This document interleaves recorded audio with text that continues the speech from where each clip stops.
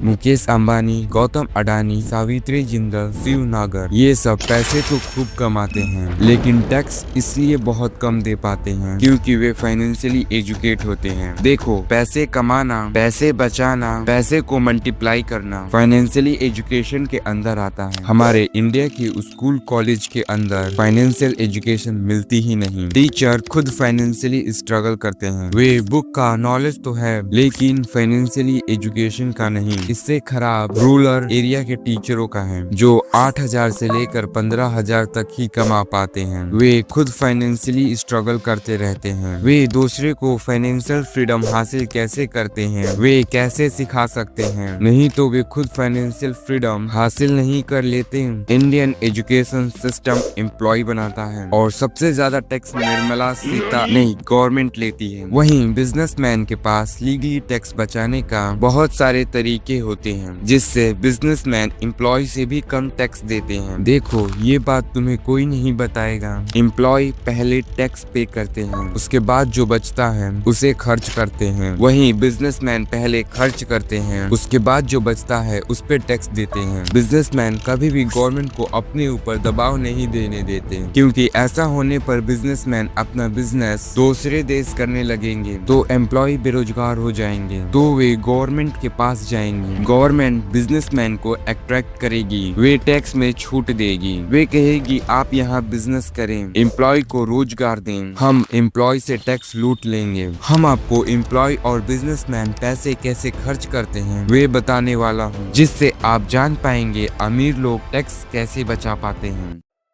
मान लो एक एम्प्लॉय 1 करोड़ कमाता है तो गवर्नमेंट पहले ही इनकम टैक्स सरचार्ज सेस मिलाकर 13,77,316 रुपीज टैक्स गवर्नमेंट पहले ही ले लेगी। उसके बाद जो बचेगा 69,22,614 रुपीज वे अपने परिवार के ऊपर खर्च करेंगे। यदि वे कोई सामान खरीदेंगे तो उस पे इनडायरेक्ट टैक्स जैसे GST, कस्टम ड्यूटी टैक्स लगेंगे जो मिलाकर उसके इनकम पे 40% से भी ज्यादा टैक्स देना पड़ेगा। वे 4 से 5 महीने गवर्नमेंट को टैक्स पे करने के लिए काम करेगा।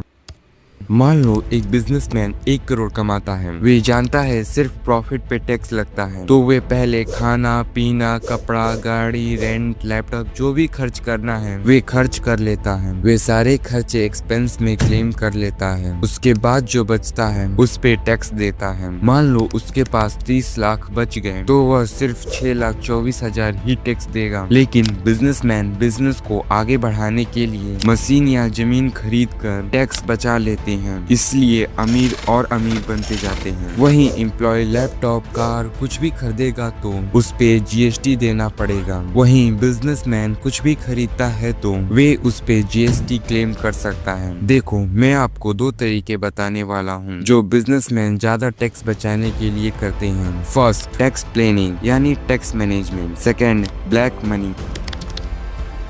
देखो, बिजनेसमैन जानते हैं उन्हें प्रॉफिट पे टैक्स देना है, क्या एक्सपेंस कर सकते हैं पे करते हैं। प्रॉफिट में से एक्सपेंस को माइनस कर दें, उसके बाद जो बचेगा उस पे टैक्स पे करेंगे। और हाँ, जो सामान खरीदेंगे जैसे कार, मोबाइल, लैपटॉप, मशीन उस पे डिप्रिसिएशन क्लेम कर सकते हैं।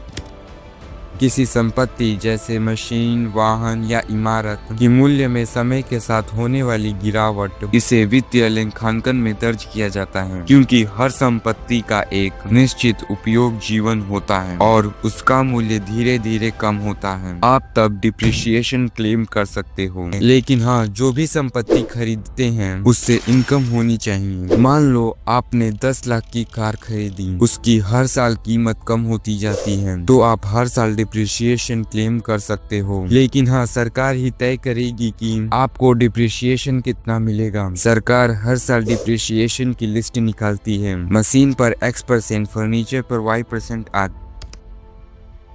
मान लो एक बिजनेसमैन 3 करोड़ इन्वेस्ट किया, 10 साल बाद उसने 6 करोड़ का बेच दिया तो गवर्नमेंट 10 साल का इन्फ्लेशन कैलकुलेट करेगी। मान लो 3 करोड़ इन्फ्लेशन के कारण 4.5 करोड़ का हो गया तो गवर्नमेंट 4.5 करोड़ पे टैक्स नहीं लेगी, वहीं प्रॉफिट 1.5 करोड़ पे टैक्स लेगी। लेकिन आप वही पैसा वापस इन्वेस्ट कर देते हैं तो उस पे टैक्स कम लगेगा। ब्लैक मनी पर मुझे नया वीडियो बनाना पड़ेगा तो कमेंट पार्ट 2।